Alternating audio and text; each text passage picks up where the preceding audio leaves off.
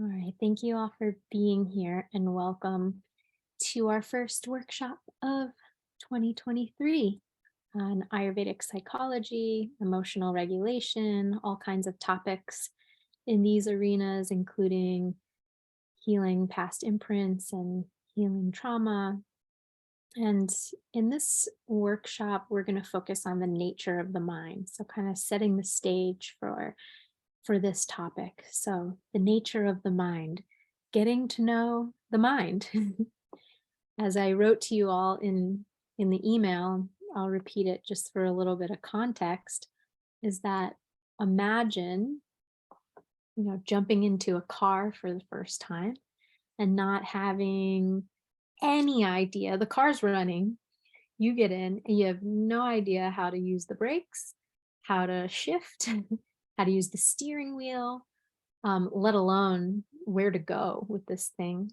I mean, where to go from point A to point B is almost irrelevant if we don't even know how to drive the car, right? But what are the odds that we're going to get in an accident if we are thrown into a running car and we don't know the rules of the road, we don't know how the car works, none of it, right? The odds of getting in an accident are quite high. Hopefully, we survive.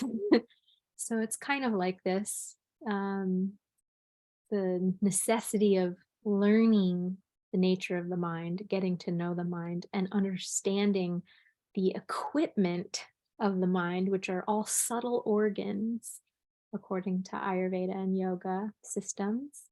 They're these subtle organs, but they are actually real objects that we need to understand. So, in the same way that we can observe, like that the average human being, has these limbs, these organs, X number of, organs and teeth and eyes and stomach, liver, they're fairly tangible objects in terms of you can see them when you dissect the dead body, or you can see them by palpating or looking at them. And there's less argument, except of course what happens on the subtle levels of these organs and the energetic pathways that we can't see, which is the mind.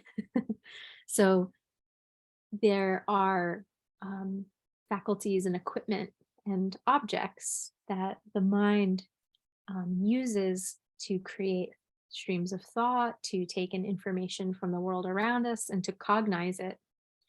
And then, so in order to actually understand how to use the mind in a healthy way, we need to understand what the mind is. We need to understand the nature of the mind. And we must understand who we really are as observers of the mind, as beings that are actually beyond the mind, because we, from this philosophical thought, we are given these faculties of the mind at birth. So, soul comes into a body and is given this body, has to learn as a little child, you have to learn how to crawl, how to walk, how to eat, how to talk. And but no one taught us how to use this mind that we were given, which is a great tool. It's an instrument, it's an organ, it is an object, it is an equipment that we can actually learn how to use and help it function well. But we need to understand its faculties and all these different ways of looking at it, because it is a subtle organ, and it's a marvelous instrument that we have. So what is its relationship with who we really are? What is its connection to our bodies? What is the healthy functioning? What is um, what is the relationship that it has with the world around us in general? These are all questions. Why do we experience the things that we experience through the faculties of the mind? So these are some of the things we'll be exploring today and into future workshops. And have compassion. We all need to have compassion for ourselves as we were not taught or shown these things from a young age. So we often end up identifying with the thoughts and of the mind, and we believe we are the feelings that we're having. And so in this session, we want to take a step back and look at, okay, even though I'm experiencing these feelings, how can I witness them rather than getting driven by them, guided by them, entangled with them, propelled into action by them, right? This is all part of the driving that car that we don't know how. It's easy to get in an accident. So these are some of the things that we want to explore in this topic. So, um, so we're going to explore a few different perspectives. These are all through the Ayurvedic and yogic lenses. And ideally, excuse me, once we get to a place where we can understand what the mind is, okay, how to use it as a tool, as an instrument, all these different perspectives, then we can start to say, okay, well, where do we want to drive this mind? Where do we, what is my point A? Where am I now? And where do I want to be? And how can I use this marvelous, beautiful tool to help me get there? So Dr. David Frawley has a beautiful quote, and it's a very strong quote. But he says, Dr. David Frawley is a pundit from an Indian philosophical pundit. He has studied all of the texts in the Vedas and is a very high scholarly teacher in these topics. And he says, all problems we encounter in life are based ultimately upon not knowing the mind and its functions. From this primary problem, various secondary problems arise, like how to fulfill our desires, how to avoid what we fear, right? Maybe if you're in the meditating world, you've heard this raga, dvesha, fear, desire and aversion, craving and aversion, and that those fluctuations of the mind are always causing suffering in the body, in the life. And so part of it is to come take a step back from the cravings and the aversions. So we always are trying to avoid what we fear, what we don't want to have happen. And we're always trying to move towards the fulfillment of our desires, no matter what they may be. So, however important but the secondary problems of fulfilling our desires and avoiding our fears, they're actually the consequence of our basic ignorance of the mind, this is Dr. David Frawley's stance. So, but we all suffer from ignorance of the nature of the mind. So learning the right use of the mind solves whatever psychological problems, emotional dysregulations we've been experiencing. It also clears up physical health ailments that we've been suffering from as a result of this improper use of the mind. And we need to rewrite these samskaras, these conditioned ways of being, these habitual patterns of how we correspond with, how we engage with, how we believe or not believe these feelings that arise in us as a result of past conditioning.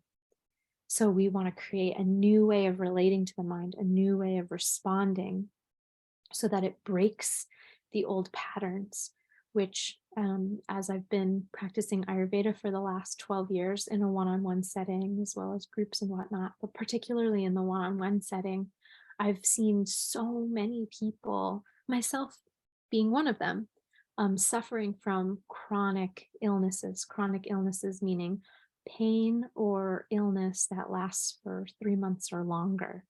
So these longer term chronic illnesses, whether they be very severe diseases like autoimmune diseases, or more like symptomatology based diseases like chronic inflammation or chronic pain, chronic migraines, fibromyalgia, chronic irritable bowel symptoms, syndromes, things like that.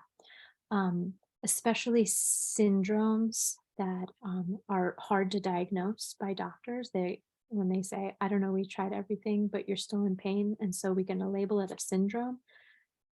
There's always a connection to chronic illnesses and the mind, the stuff of the mind, these samskaras, these habituated patterns and ways of relating in the emotional landscape, in the thoughts, in the mind. There's a connection in the physical body that when, both the physical and the mental need to be addressed in order to break those patterns and for that person to become free and to feel good, to no longer have migraines that hold them down for days or sometimes weeks, or super intense pains all over the body. So in order to resolve these, we have to, yes, we need to do dietary changes, lifestyle changes, habitual external changes. But in these workshops, we're going to talk more and more about the internal changes that need to shift and how to really understand how to use these faculties so that you can free yourself of those habituated discomforts, really. And some of this ends up being confronting. And so I just want to offer everyone fair warning that when it comes to the mind specifically, it's very easy to become offended or to become defensive. I say this humbly myself too, like, because we take it so personal when it's the mind. We're like, are you saying this is all in my mind? Are you saying, this is psychosomatic? That means I'm just making it all up. Are you saying this, like, or it brings up guilt. Like, you're saying I brought this upon myself, you know? These are confronting conversations to have. And I feel really like it's just so important to empower ourselves with this information and to sit back and soften our internal landscape as we explore these conversations and say, okay, what if it's not about, me doing something wrong? Or what if it's not about, it's not about some personal attack? Because some people will avoid wanting to look at this arena of mind and emotions at all because of those things I just said. Like there's like an inherent fear that I don't have that much control over the situation, or I can't admit and face that I contributed to the situation that I'm currently suffering from. And to that, I just want to reassure you again, self compassion and just openness. So entering these conversations with like a really open student, kind of like naive student mind, rather than, internalizing anything in any kind of way of like guilting or shaming or defensiveness, because really we get defensive because we feel hurt. We're trying to defend something that is painful. And so sometimes these things are hard to look at, the nature of the mind. But if we can start to develop a relationship to the mind as a tool, as its own entity, and identify with something else other than the mind, because really the defensiveness or those other emotions that I was describing, if any of those come up for you at any point in today or a future workshop that we're talking about them,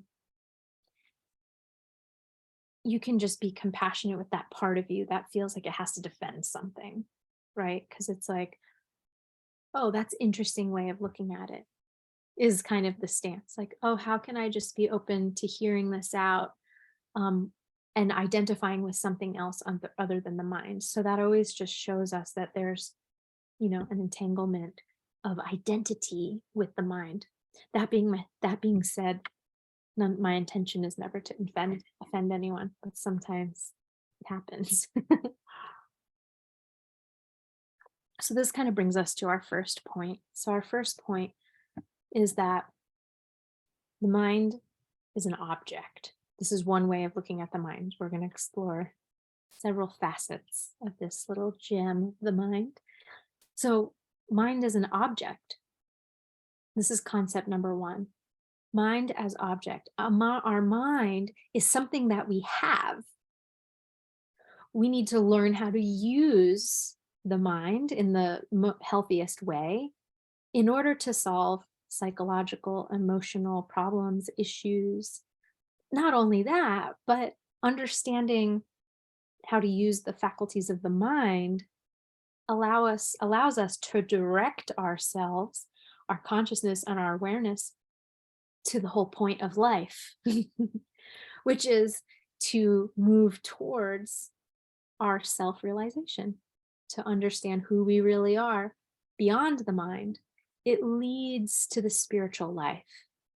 So whatever that means to you in your traditions.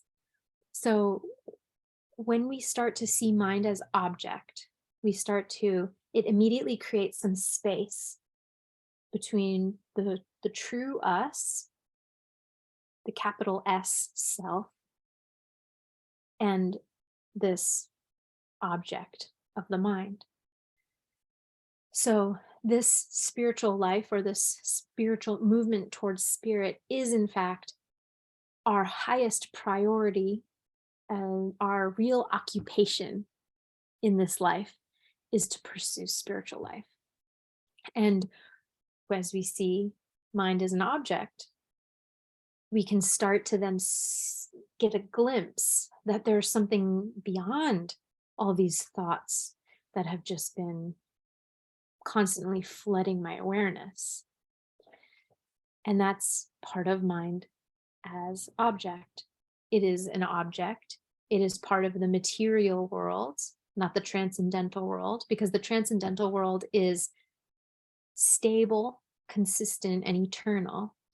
The material world that we're a part of as human beings is always fluctuating and changing. When you look out your window, I guess depends on where you live in the world, but if you live in a 4-season place where things change, things change in the tropics too. It's just looks different. It's more like a daily cycle. But you look out, the trees fall off the leaves, everything dies, turns brown, is reborn again in the spring, and then it flourishes, and then there's harvest, right? There's always fluctuation and change. The sun changes its position in the sky relative to you every minute of the day. Day and night follow each other, just like your in-breath and out-breath follow each other. The phases of the moon are different every single day. The only constant in material life is change and fluctuation. Similarly, the mind as material object, it is constantly fluctuating. If I say, look outside your window and stare at that tree, how long can you focus on the tree?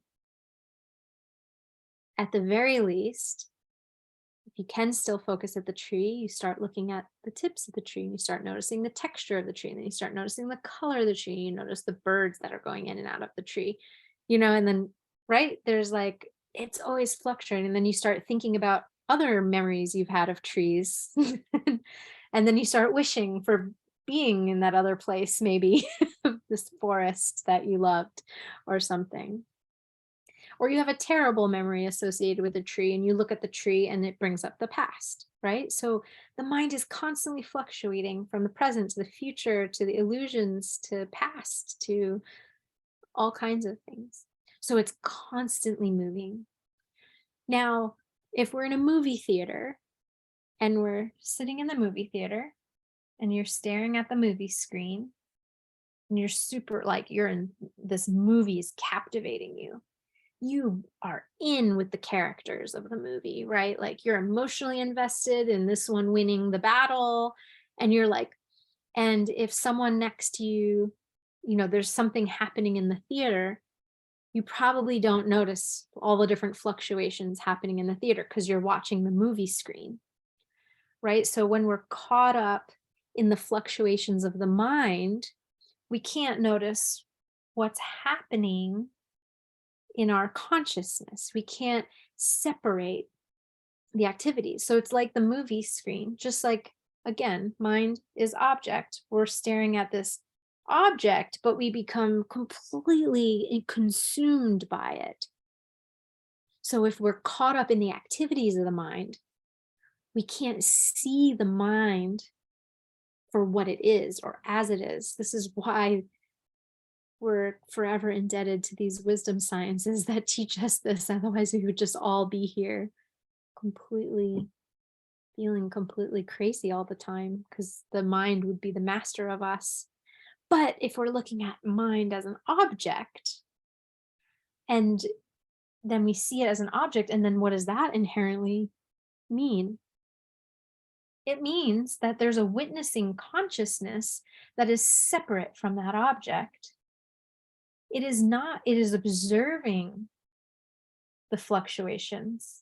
It is observing the conditions of the mind, but it is not identified with it because it's able to observe it.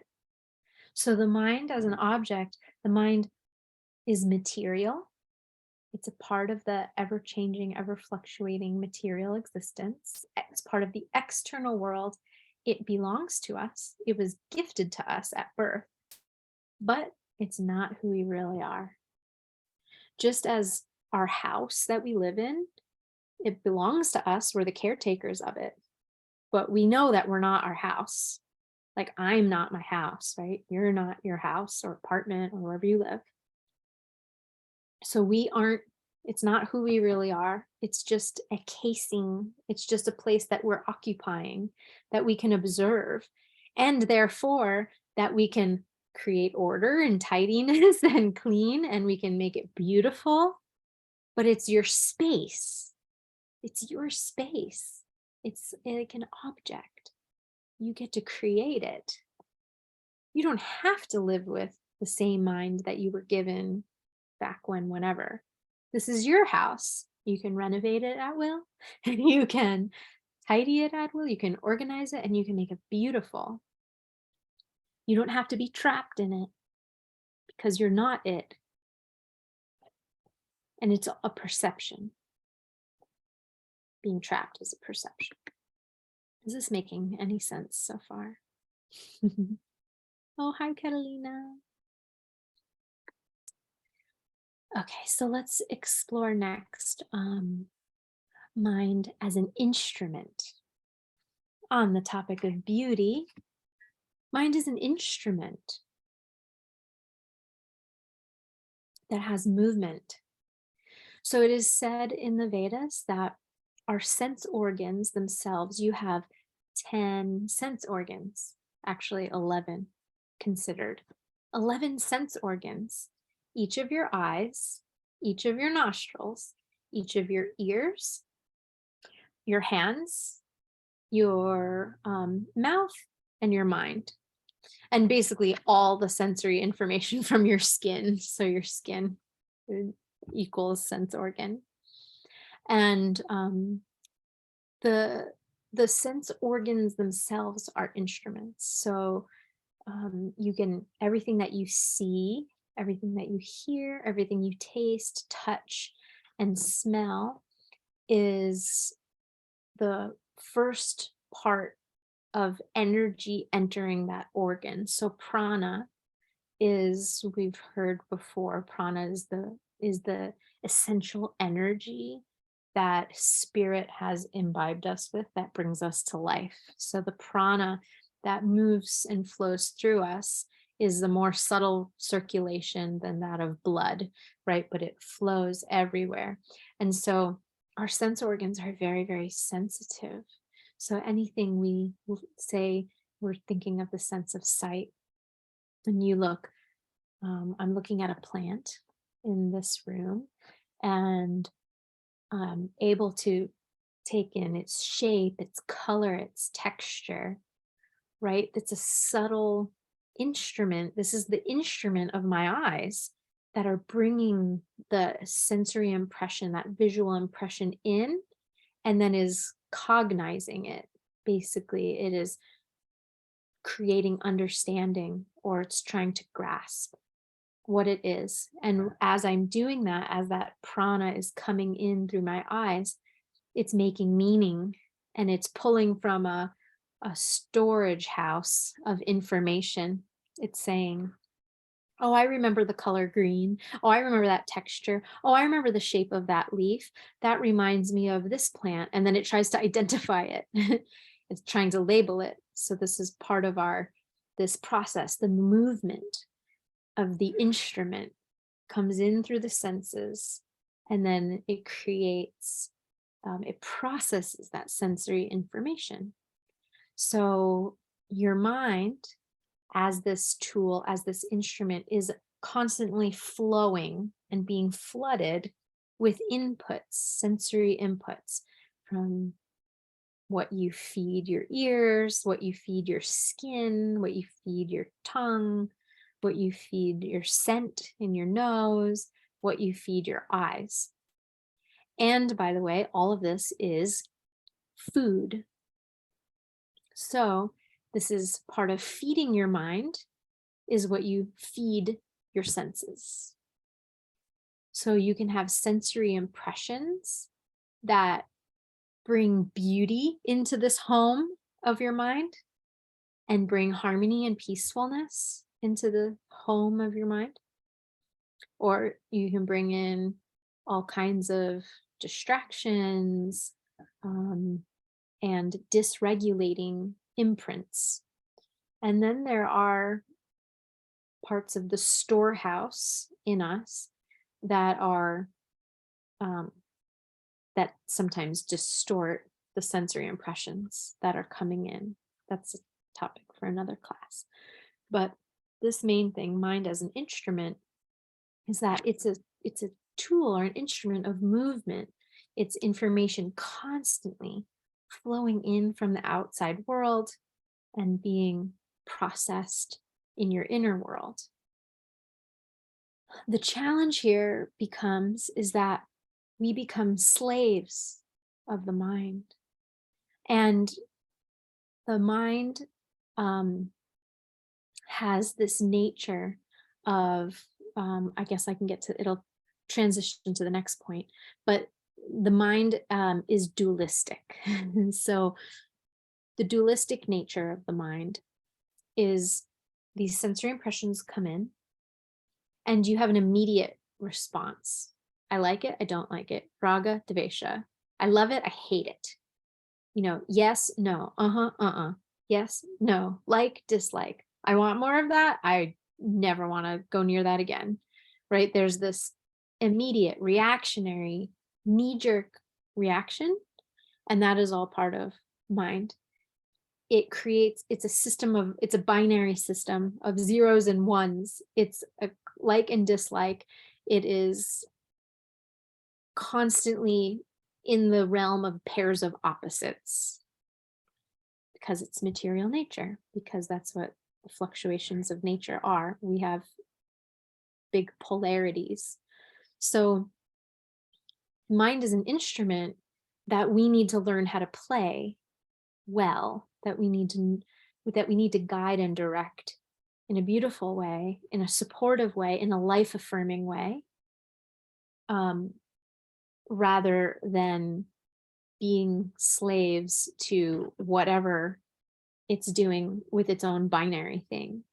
So and we've talked about this in workshops last year, but when we start to spiral out in negative thinking, or just feeling really terrible about ourselves, or feeling really conflicted, or very overcome with triggers, sensitivities, confusion, all these kinds of things, we've become a slave of the mind. And really, the mind is your instrument. So only when it's left to its own devices it tries to take over control of you, but it's not self-illuminating as it's on its own.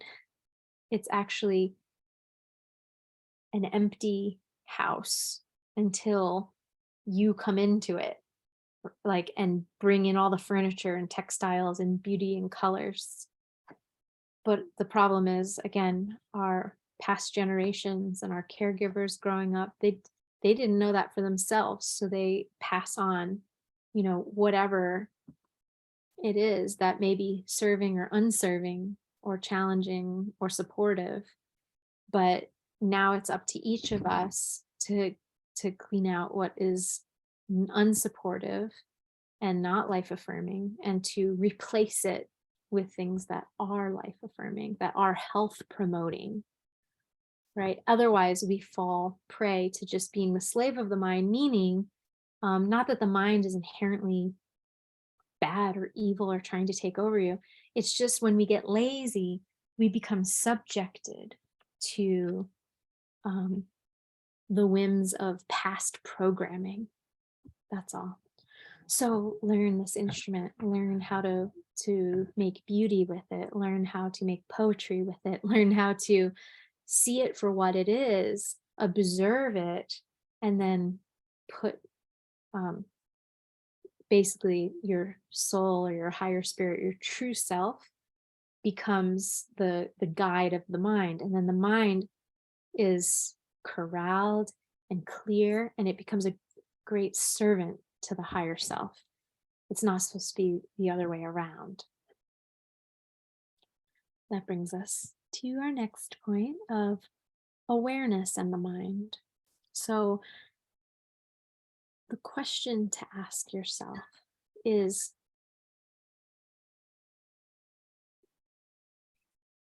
if I'm able to watch these constant fluctuations of the mind, who is that one witnessing?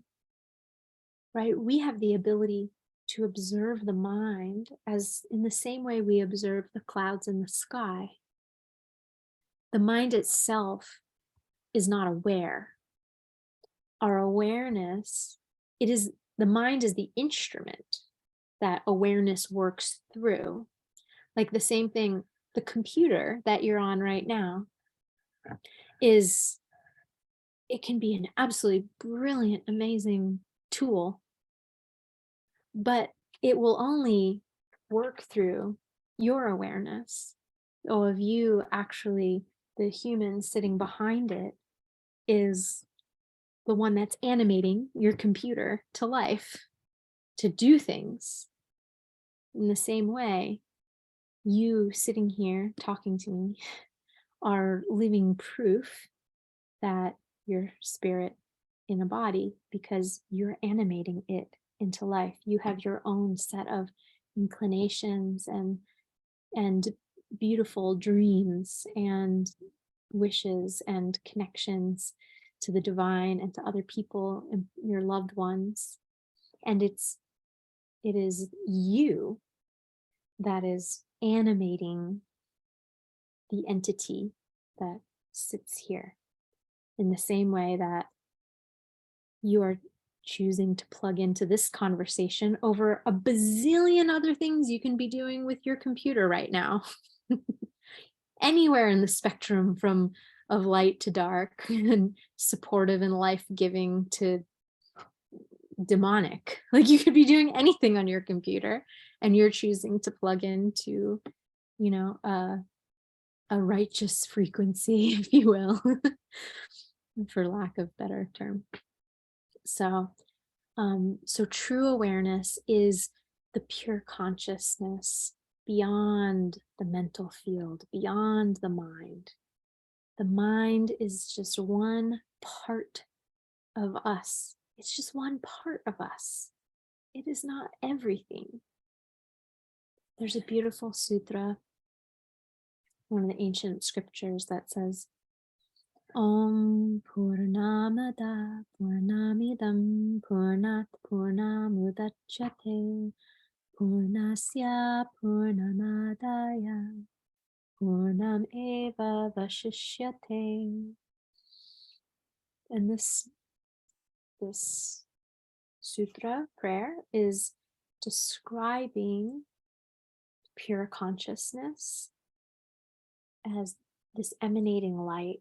So each of our true self, capital S self, is like a divine light that emanates from a central flame, if you will. So in the same way that when a candle is lit from another candle, and like nothing diminishes from the first candle, right? So millions upon trillions of candles are lit from the originating fire source. And those small candles are our consciousness. And the original candle is the divine. And so each of us are an emanation of this divine spirit, which is completely whole and complete unto itself. This is what this prayer is saying. So in that way, we enter into the material world with a material body, and part of our material body is the mind. So our awareness is gifted this tool of the mind that appears to be conscious of itself, but as soon as the spirit leaves, the mind goes. The mind goes with the body. So the mind itself is not aware, intelligent, or self-luminous. It works through the reflection of a greater light, a greater consciousness from which it came from. So this greater consciousness alone is freedom from the confines of the mind. Because when the mind does become in charge and it's, the master, you become the slave to it, and it's just, habituated patterns from previous generations, it feels like we're trapped. It feels like we're trapped. And then when we start to get sick or chronic illness, it feels like we're trapped in that. But we're not. Our spirit is not trapped. Our spirit is free. It is eternal. It is vibrant. It is luminous. It is alive. And again, it is our utmost duty in this life to simply see that. You don't even have to break free of the shackles of the mind. It simply already is that you are not your mind, that your only duty is to seek the life, to seek that pure light beyond the mind, because the mind is always in fluctuation. The mind can't even be controlled. The purpose of meditation is not to try to control the mind. The mind cannot be controlled. It cannot be harnessed. Like Arjuna said in the Bhagavad Gita, the mind is so wild, it can't even be, it's like trying to capture the wind. How can you ever capture the wind? The mind is wind. The mind is vata.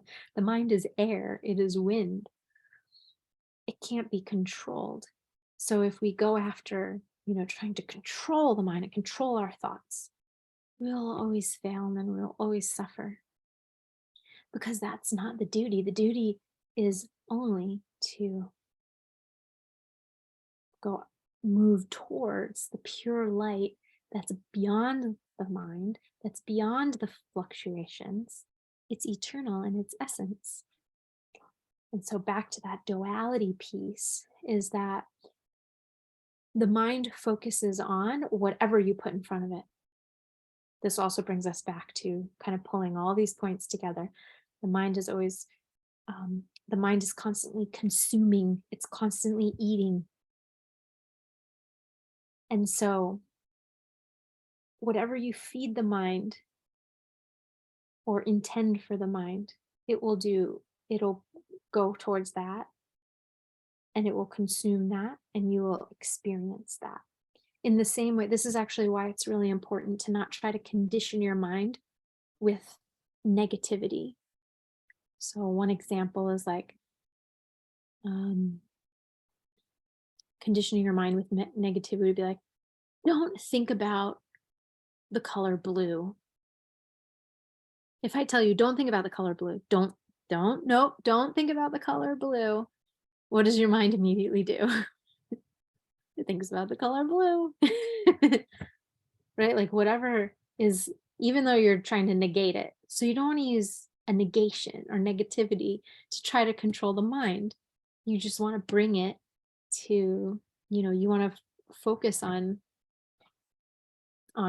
feeding it things that have you feel, harmonious, uplifted, energized, soft, grounded, loving, rather than be like, stop being so, stop being so blah.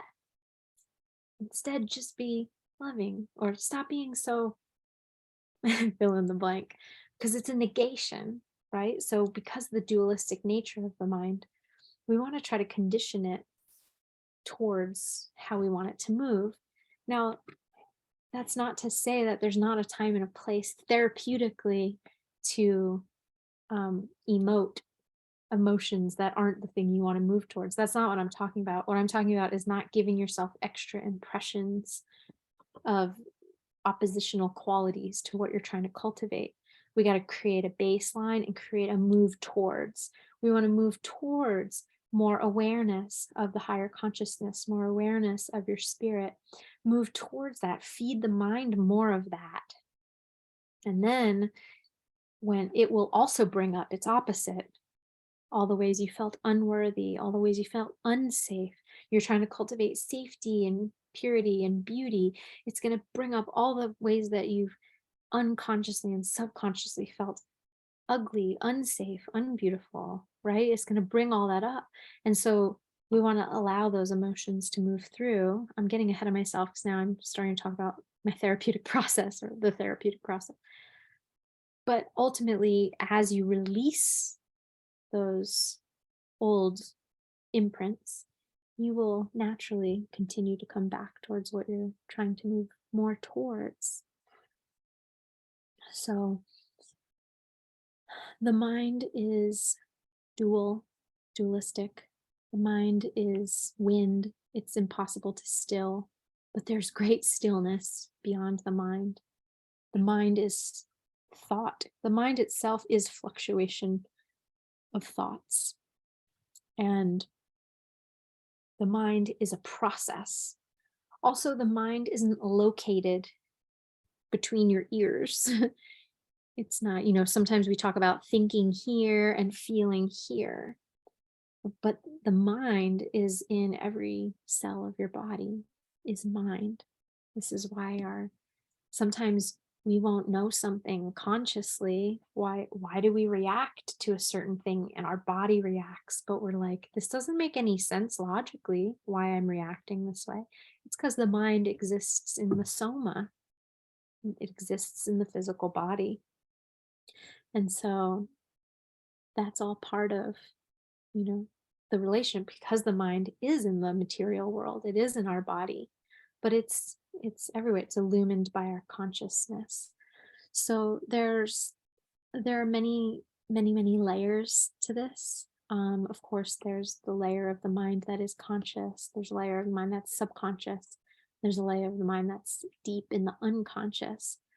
And in order to really affect change in the mind, or to have like a new healthy relationship with this brilliant instrument tool of the mind, we do need to be able to affect change on all of those layers. So it means rewiring and altering some of our deepest feelings and those habituated instincts as well. And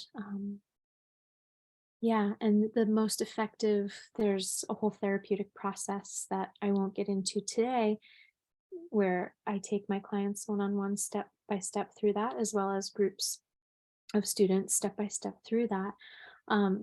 But I'll leave off today with just saying, like, yes, it requires a deep commitment to sadhana, to consistent spiritual practice, because you're putting your mind, whatever your spiritual practice is, prayer, mantra, meditation, whatever it is for you, but a spiritual discipline, not just like I go to run and that's my, my meditation. A stillness practice, a sattvic, um, peaceful, harmonious practice. It's not to say you can't also do those other things that are meditative for you, but when I say meditation and prayer, there's stillness, there's consistency, there's devotion, there's heart, and there's presence in it. Okay. So it really requires, you know, devotion and in directing the mind, ideally first thing in the morning, like the practices that we do at the beginning of these workshops before we start recording. For those of you who haven't joined live or who can join 15 minutes early, we do guided practices. So if you're watching this as a recording and you want to join us live next month, go to my website, alicialyndiaz.com. It's linked below this video. So you can sign up for our live workshop, the live workshops. And otherwise, there are some recorded ones on YouTube and on my podcast that you can listen to. But if you have, ideally you'll do either those kinds of practices, breathwork practices, or devotional practice like prayer, first thing in the morning upon waking, roll straight out of bed and into devotion. Take care, wake yourself up, use the toilet, brush your teeth, splash some water on your face, and do, your practice right away. It puts the mind right where you want it to. You setting an intention for the day. You're saying, okay, mind, we're going to be in service to our soul today as best as possible. And at least it starts you out with that conditioning. Also, Ayurvedically speaking, the early morning is equivalent to the early childhood. So if you're trying to repattern and rewrite stuff from the earliest times of your physical development and beyond, you have to do it first thing in the morning. There's no way around it. Ideally, before sunrise or at sunrise or not too far after sunrise, but right when you wake up. It's got to be the first thing. It's the most effective to getting the mind established in its healthy position for the day ahead. And ideally, you'll pause, say, before each meal or something, and have like a moment of spaciousness to breathe and to reconnect with that intention for the day, or before other activities as well, before bed, even.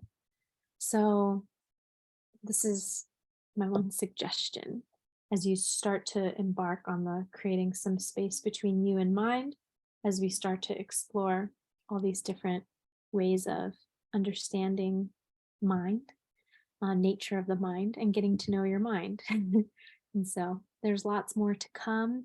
And I hope to see you in our second Wednesday live workshops, or at least in the recordings. You can always email me if you have any questions or want me to dive deeper into any topic. I always love, love, love to respond to your inquiries with more teaching. And so you can always email me at hello@alicialyndiaz.com. And what else? If you need any one-on-one support, you can also, there's a link below the recorded video. I'll also send it in our email for those of you here live. If anyone wants to do a drop-in session, I have those available on my calendar. And then we can talk about your specific relationship with mind and how you want to repattern it and what your approach has been, or help you with any unique perspective on maybe a particular health concern you're dealing with that you want the pathway to break free from that. And so we can do that in a more personalized application and setting for you. So you can click on my calendar for that. And yeah, I look forward to seeing you next month. We'll wrap up there unless there are any questions for today. I'll check the chat.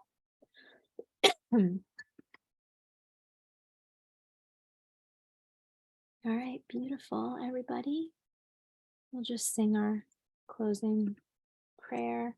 May our conversation today be supportive for all beings and all planes of existence. Loka samasta sukino bhavantu. Om Shanti Shanti Shanti. Hari Om Tat Sat. Love and blessings to you all. Thanks so much for being here. Those who could join live. I'll be in touch via email, and I look forward to seeing you soon. Bye-bye.